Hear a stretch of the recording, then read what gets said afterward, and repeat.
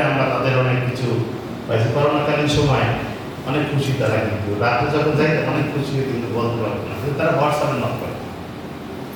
আমরা আর আজকে যে আমাদের যে সম্মাননা স্মারক যারা দিয়েছে তাদেরকে ধন্যবাদ জানাই, যে আমাদেরকে সকলে একত্রিত করছে।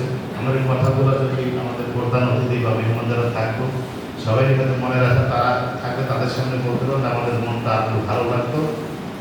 কিন্তু যাই হোক, আজকে বন্ধের দিন, বৃষ্টি উপভোগ করে সবাই আসছেন, এই জন্য ভান্ডারী উন্নয়ন পরিষদের পক্ষ থেকে সবাইকে আমাদের ধন্যবাদ জানিয়ে আমি আমার বিশেষ করছি। আসসালামু আলাইকুম।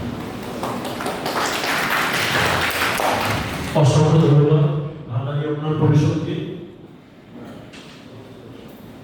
আমরা যেহেতু আমাদের হাতে সময় কম, আমরা সময়ের মধ্যে বক্তব্য শেষ করার চেষ্টা করব, সর্বোচ্চ 2 মিনিট।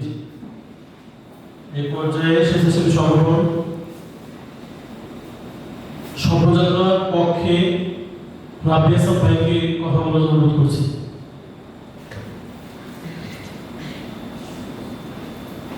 আজকে ভান্ডারী উপজেলা স্বেচ্ছাসেবক স্বেচ্ছাসেবী সংগঠন সম্মাননা পুরস্কার দেওয়া অনুষ্ঠান উপস্থিত সকল স্বেচ্ছাসেবী সংগঠন সবাইকে শুভেচ্ছা। আমাদের সংগঠনের নাম সফলতা স্বেচ্ছাসেবী সংগঠন। আমাদের সংগঠন 2020 সালে আমরা শুরু করেছি।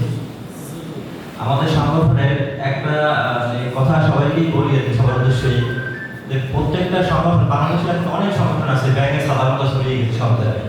কিন্তু কোন সংগঠন 2 বছর 3 বছর 5 বছর পরে সংগঠন আস্তে আস্তে ধ্বংস হয়ে যায় বিভিন্ন কন্দলের কারণে।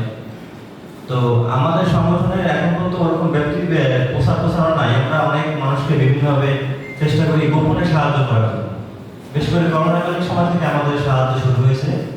আর এখন পর্যন্ত আমাদের সংগঠনের কোনো কমিটি নেই। আমরা যারা সদস্য আছি তারা সবাই জায়গা থেকে কাজ করে, এবং আমরা এখন পর্যন্ত চেষ্টা করতেছি যে কতদিন পর্যন্ত এরকম থাকা যায়, আসলে কমিটি ছাড়া কতদিন থাকা যাবে, আমাদের সংগঠনটা কতদিন পর্যন্ত টেকে, তারপরে আমরা কমিটির দিকে যাব। আর বেশ করে এই এখন আমরা বুঝতে আছি, তো সবাইকে বলবো